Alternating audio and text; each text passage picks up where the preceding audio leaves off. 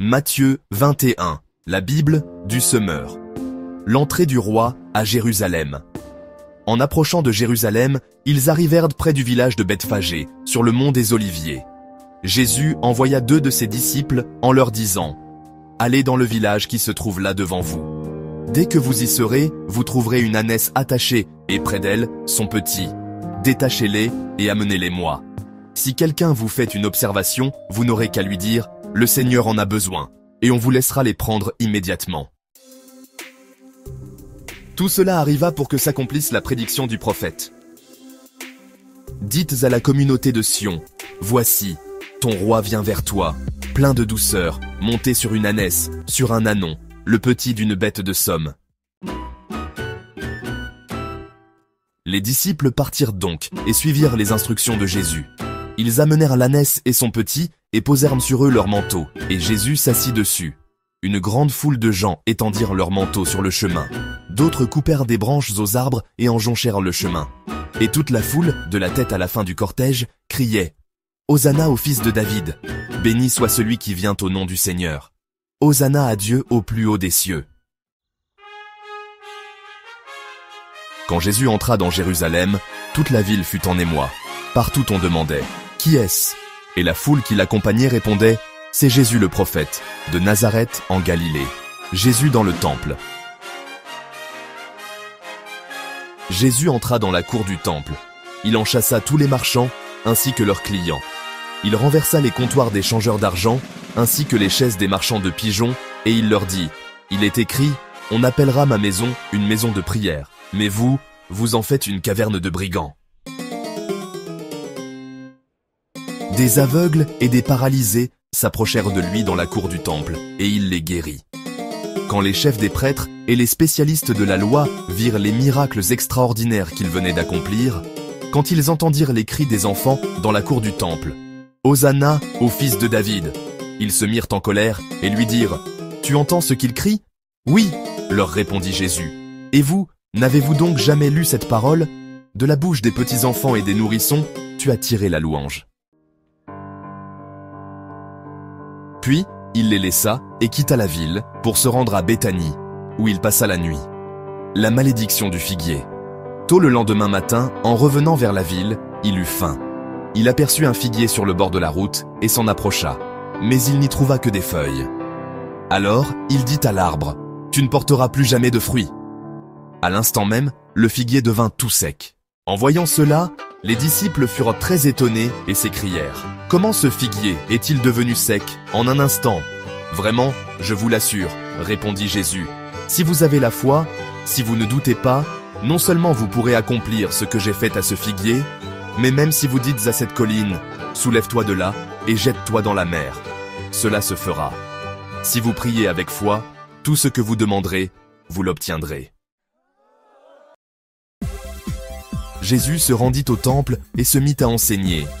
Alors, les chefs des prêtres et les responsables du peuple vinrent le trouver et l'interpellèrent. « Par quelle autorité agis-tu ainsi ?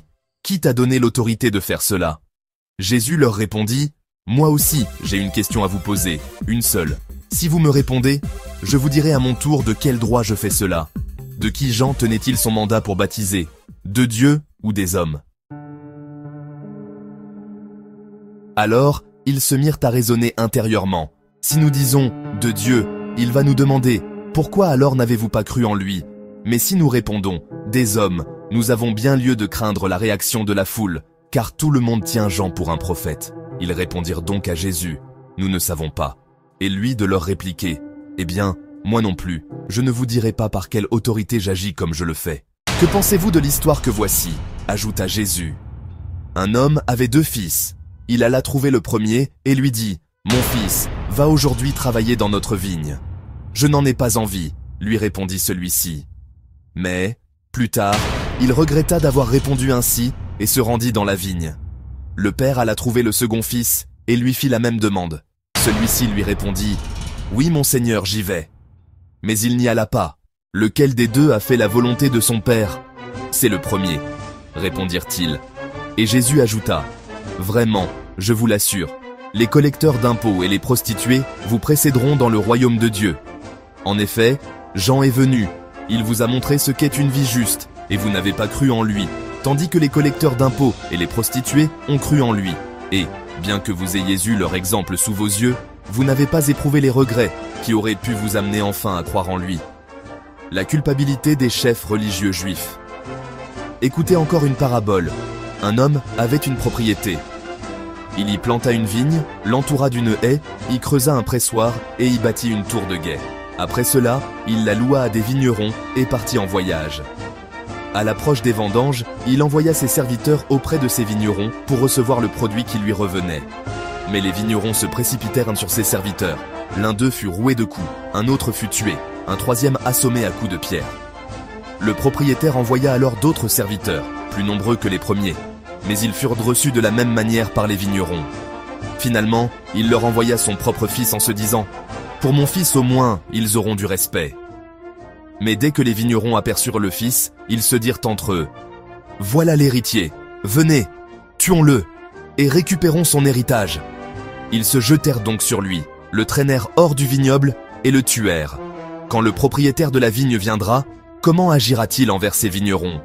Ils lui répondirent « Il fera exécuter sans pitié ces misérables, puis il confiera le soin de sa vigne à d'autres vignerons qui lui donneront sa part de récolte en temps voulu. » Et Jésus ajouta « N'avez-vous jamais lu dans les Écritures, la pierre que les constructeurs ont rejetée est devenue la pierre principale, la pierre d'angle. C'est du Seigneur que cela est venu, et c'est un prodige à nos yeux.